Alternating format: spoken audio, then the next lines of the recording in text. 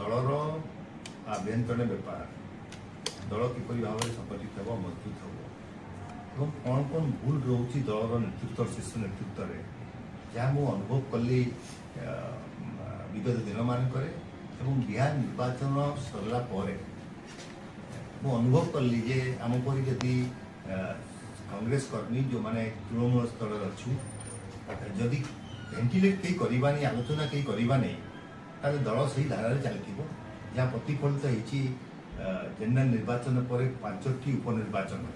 दिल्ली ठू नहीं महाराष्ट्र ठू नहीं हरियाणा ठू नहीं बिहार पर्यंत एवं उपनिर्वाचन मानक से आम शीर्ष नेतृत्व सोनिया गांधी जहाँकर